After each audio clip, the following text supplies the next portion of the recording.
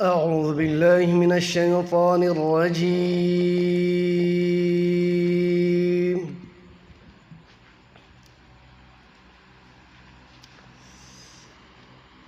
بسم الله الرحمن الرحيم.